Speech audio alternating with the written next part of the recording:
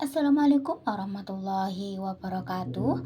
Yang terhormat kepada dosen kita atau pengampu Ibu Juliani Dasirkar SEMSI dan rekan-rekan mahasiswa dan mahasiswi dalam ikut serta berpartisipasi.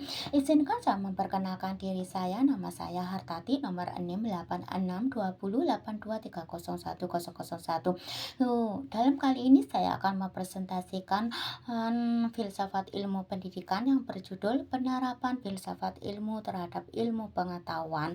Pembahasan pertama, pengertian filsafat dan ilmu filsafat. Dua, sekilas tentang ilmu pengetahuan. Tiga, peranan filsafat ilmu bagi perkembangan ilmu pengetahuan. Empat, objek filsafat ilmu. Lima, ruang lingkup filsafat dan ilmu pengetahuan. Dan selanjutnya, pengertian filsafat. Filsafat merupakan usaha untuk menjawab pertanyaan-pertanyaan terakhir secara mendalam, tidak dangkal atau dogmatis seperti yang sering terjadi dalam kehidupan sehari-hari dan ilmu pengetahuan. Dalam konteks filsafat ilmu perlu dipertanyakan sejauh mana cabang filsafat ini memiliki makna dan relevansi dengan masalah praktis yang mendesak seperti keterbatasan lapangan kerja bagi lulusan perguruan tinggi dan fasilitas pendidikan. Meskipun ada pandangan bahwa filsafat ilmu dianggap terlalu dini dan dianggap sebagai kemewahan yang tidak ekonomis, sulit dimengerti dan tidak pragmatis, namun di sisi lain kehadirannya juga dianggap terlambat karena semakin terasa adanya berbagai masalah fundamental seperti kebebasan mimbar, akademi, dan peningkatan mutu pendidikan yang memerlukan landasan pikiran yang mendasar. Dan selanjutnya, ilmu filsafat dan filsafat ilmu. Filsafat ilmu memiliki perbedaan signifikan dengan ilmu filsafat, di mana ilmu filsafat merupakan suatu cabang ilmu, sedangkan filsafat ilmu memberikan warna filosofis pada seluruh disiplin keilmuan. Sebagai ilmu, filsafat tidak berbeda jauh dengan cabang-cabang ilmu pengetahuan lainnya. Dalam sistematikanya, ilmu filsafat menetapkan Gegenstand, yaitu objek yang menjadi sasaran penelitian untuk mencapai pengetahuan, realitas, atau kebenaran. Proses ini terus-menerus dipertanyakan tanpa titik henti. Fokus ilmu filsafat dalam menghadapi objek material manusia adalah mencari hakikat manusia, makna kehadirannya, dan tujuan hidup, baik secara imanen maupun transenden. Melihat objek material manusia dari satu sisi atau dimensi saja, berbagai cabang ilmu tumbuh seperti sosiologi, antropologi, hukum, ekonomi, politik, psikologi, dan sebagainya. Dan selanjutnya, filsafat ilmu barat. Di zaman modern terasa adanya kekaburan mengenai batas-batas antara atau cabang ilmu yang satu dengan yang lain, sehingga interdependensi dan interrelasi ilmu menjadi semakin terasa dibutuhkan, atau justru yang terjadi sebaliknya, antara ilmu pengetahuan yang satu dengan yang lain saling terpisah secara dikotomis tanpa adanya kemauan untuk saling menyapa. Filsafat ilmu Islam. Filsafat ilmu dalam Islam mencakup tiga aliran besar: bayani atau telaah teks, irfani atau rasio intuisi, dan burhani atau empiri. Paradigma filsafat ilmu Islam melibatkan berbagai dimensi seperti empirik sensual, empirik logik, empirik etik, dan empirik transendental. Sementara filsafat ilmu barat tidak menyentuh ranah empirik transendental. Kawasan ilmu dalam Islam yang disebut sebagai non-tasri atau scientific melibatkan tajhid dan ijtihad sebagai usaha pembaharuan. Ini melibatkan pembuatan telaah yang baik dalam bentuk tafsir atau takwil dari wahyu pada persoalan yang dapat dijangkau akal, tidak termasuk persoalan gaib seperti zat Allah.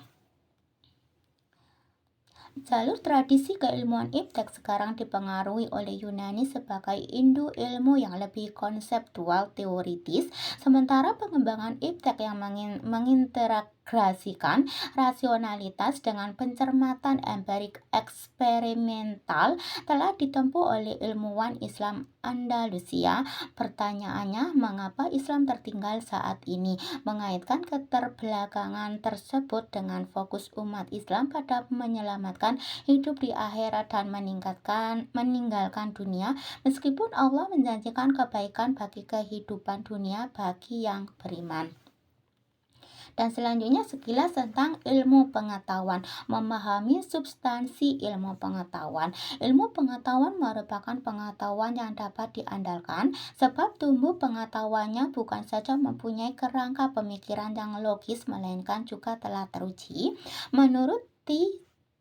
Jacob, ilmu pengetahuan merupakan suatu sistem yang dikembangkan manusia mengenai hidup dan lingkungannya, menyesuaikan diri dengan lingkungannya, serta menyesuaikan lingkungan dengan dirinya dalam rangka strategi pengembangan hidupnya. Joseph menambahkan bahwa ilmu pengetahuan adalah penerapan yang selogis mungkin dari nalar manusia. Nalar manusia dimanapun sama, tetapi penerapannya berbeda. Bila sistem nilai berbeda antara masyarakat yang satu dengan yang lain, maka pengetahuan ilmiah dan metalitas teknologi berbeda menurut tingkat kemajuan masyarakat yang bersangkutan. Dan selanjutnya, ilmu pengetahuan mempunyai puncaknya di era modern. Perkembangan ilmu pengetahuan dan juga ilmu sosial dengan pendekatan empiris mencapai bentuknya secara definition dengan kehadiran Auguste Comte pada tahun 1798 sampai 1857 dengan grand teorinya yang digelar dalam karyanya Cours de Philosophie Positif yang mengajarkan bahwa cara berpikir manusia juga masyarakat dimanapun akan mencapai puncaknya pada tahap positif setelah melalui tahap deologik dan metafisik. Metode observasi, eksperimentasi, dan komparasi yang dipelopori Francis Bacon pada tahun 1561 sampai 1626 juga ikut mendorong pesatnya perkembangan ilmu pengetahuan, di mana para ilmuwan setelahnya seperti Helmholtz, Pasteur, Darwin, Clark Maxwell berhasil menemukan hal-hal yang baru dalam penelitian ilmiahnya. Revolusi ilmu pengetahuan telah berlanjut di abad ke-20 berkat teori relativitasnya Einstein yang telah merombak filsafat Newton yang semula dianggap sudah mapan, di samping teori kuantumnya yang telah mengubah persepsi dunia ilmu pengetahuan tentang sifat-sifat dasar dan perilaku materi sedemikian rupa sehingga para pakar dapat melanjutkan penelitiannya dan berhasil mengembangkan ilmu-ilmu dasar seperti astronomi, fisika, kimia, biologi molekuler sebagaimana hasilnya dapat dinikmati oleh manusia di abad ke-21 sekarang ini.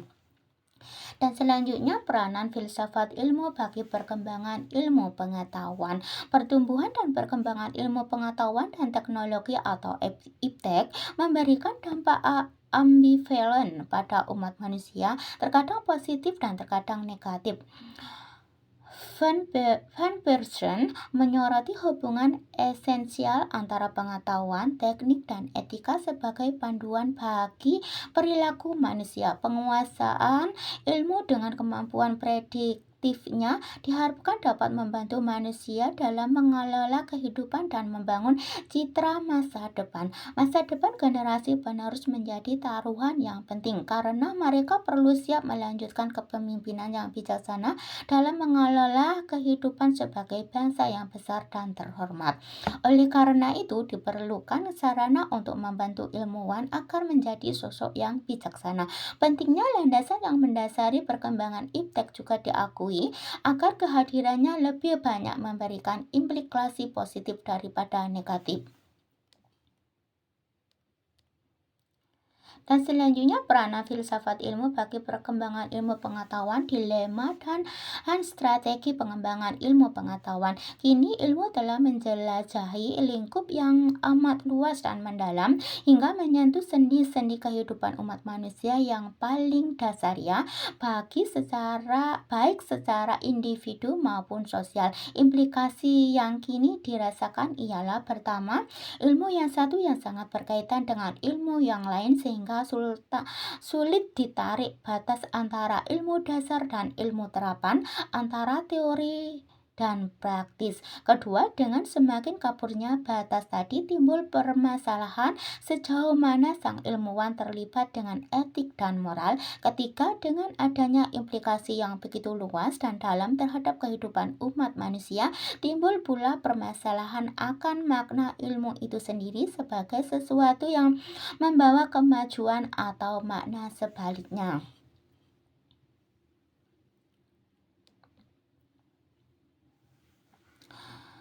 Peranan filsafat ilmu. Perkembangan ilmu pengetahuan menciptakan cabang filsafat ilmu yang bukan sekadar metode penulisan karya ilmiah, tetapi merupakan refleksi filsafati tanpa batas dalam menjelajahi kawasan ilmiah menuju kebenaran atau kenyataan yang tidak pernah habis difikirkan atau selesai diterangkan.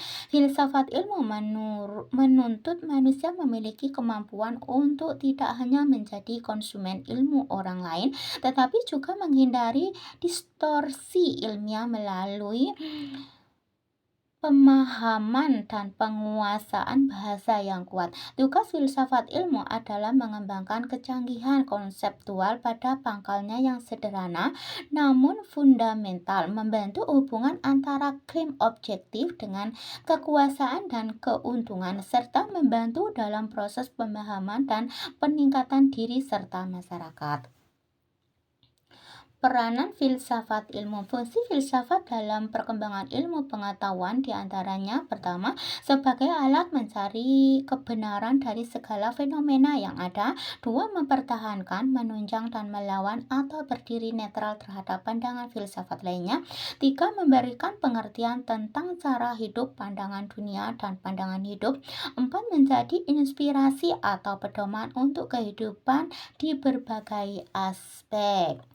Dan selanjutnya, objek filsafat ilmu. Objek material filsafat ilmu. Objek material filsafat ilmu yaitu segala sesuatu atau realita, ada yang harus ada dan ada yang tidak harus ada. Menurut dari bahwa objek material adalah sesuatu yang ada, baik yang ada dalam pikiran, ada dalam kenyataan, maupun ada dalam kemungkinan. Objek formal filsafat ilmu. Objek formal adalah sudut pandang dari mana sang subjek menelaah objek materialnya. Setiap ilmu pasti berbeda dalam objek formalnya.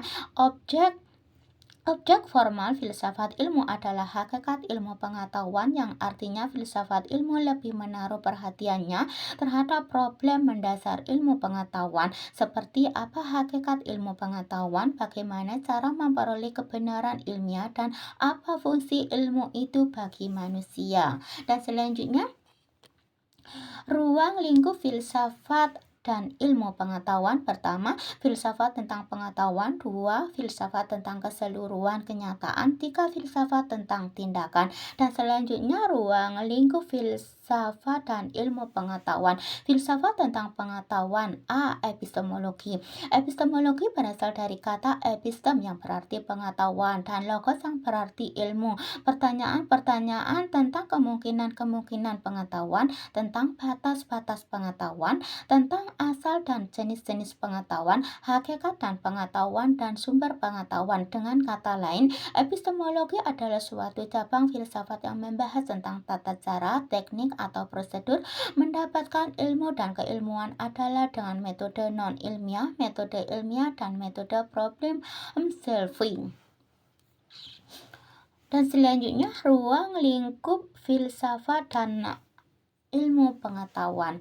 Filsafat tentang pengetahuan B. Logika. Logika adalah cabang filsafat yang menyelidiki cara berpikir yang sehat, aturan-aturan yang harus dihormati, akar pertanyaan atau pertanyaan yang diajukan menjadi sah. Logika juga dianggap sebagai suatu teknik atau seni yang memperhatikan aspek formal dan bentuk dari pengetahuan.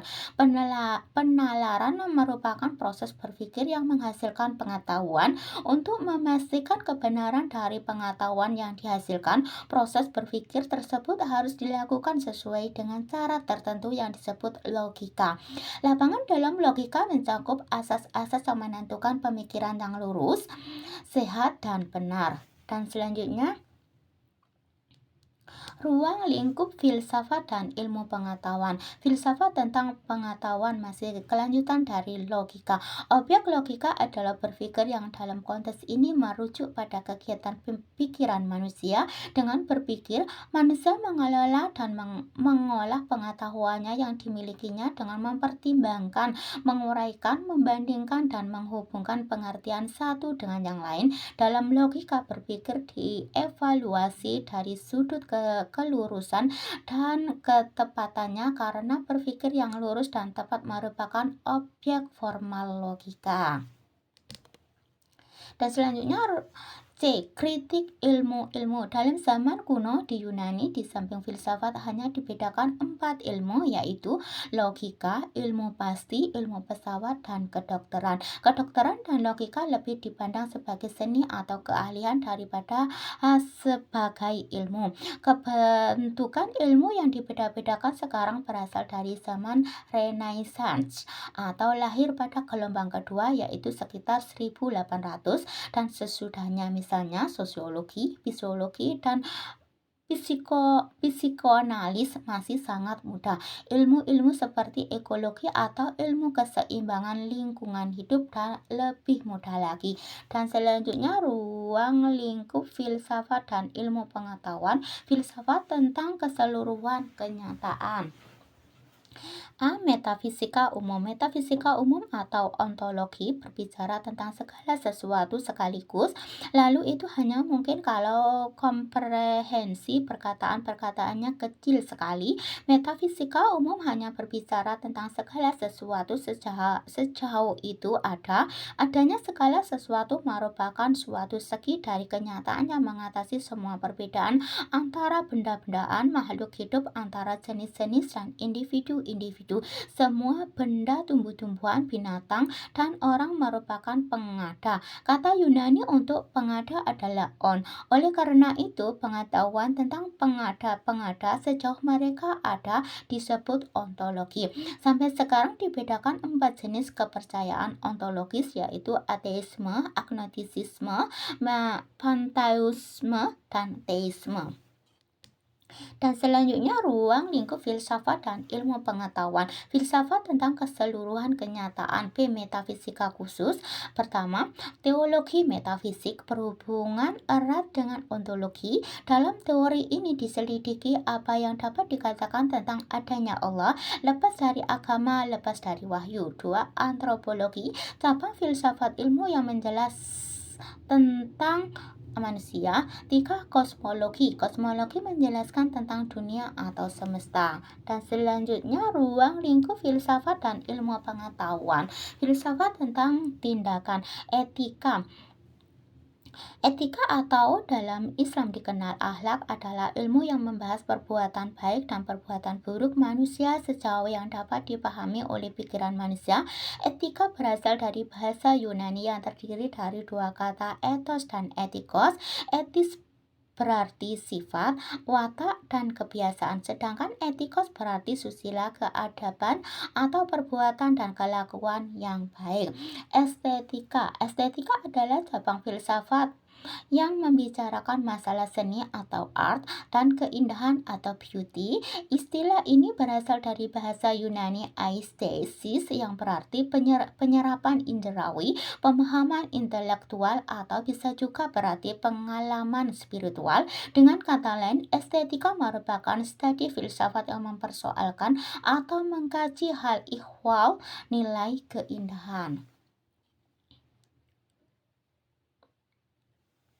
Kesimpulan, jadi peranan filsafat diharapkan dapat mensistematiskan, meletakkan dasar, dan memberi arah kepada perkembangan sesuatu ilmu maupun usaha penelitian ilmuwan untuk mengembangkan ilmu. Peranan filsafat dalam ilmu pengetahuan adalah filsafat memberi penilaian tentang sumbangan ilmu-ilmu pada perkembangan pengetahuan manusia guna mencapai kebenaran, tapi filsafat tidak ikut campur dalam ilmu-ilmu tersebut, di mana filsafat selalu mengarahkan pada pencarian akan kebenaran. Pencarian itu dapat dilakukan dengan menilai ilmu-ilmu pengetahuan yang ada secara kritis sambil berusaha menemukan jawaban yang benar. Tentu saja penilaian itu harus dilakukan dengan langkah-langkah yang teliti, dapat dipertanggungjawabkan secara rasional. Penilaian dan jawaban yang diberikan filsafat sendiri senantiasa harus terbuka terhadap berbagai kritikan dan madukan sebagai bahan evaluasi demi mencapai kebenaran yang dicari. Filsafat ilmu dan ilmu pengetahuan memiliki ruang lingkup kajian. Ruang lingkup itu sendiri terdiri dari berbagai cabang, di antaranya yang pertama adalah filsafat tentang pengetahuan yang terdiri dari epistemologi, logika, dan kritik ilmu-ilmu. Yang kedua yaitu filsafat yang mengkaji tentang keseluruhan kenyataan yang terdiri dari metafisika umum atau ontologi dan metafisika khusus atau teologi, metafisik, antropologi, kosmologi. Dan yang terakhir adalah filsafat tentang tindakan yang terdiri dari dua cabang yaitu etika dan estetika. Demikianlah yang bisa saya sampaikan dari materi ini. Apabila ada salah kata yang terucap atau kurang lancarnya dalam penyampaiannya ataupun kurang detailnya dalam penyampaian materi ini, saya mohon maaf yang sebesar-besarnya. Terima kasih banyak atas perhatiannya, dan akhir kata saya ucapkan wassalamualaikum warahmatullahi wabarakatuh.